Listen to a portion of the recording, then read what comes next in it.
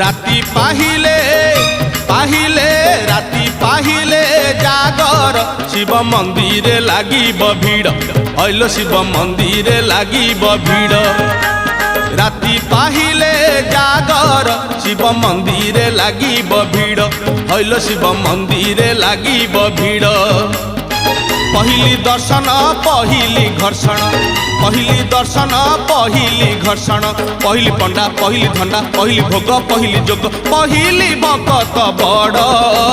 राति पाहिले पाहिले राति पाहिले जागर शिव मंदिर लागिब भीड़ हइलो शिव मंदिर लागिब भीड़।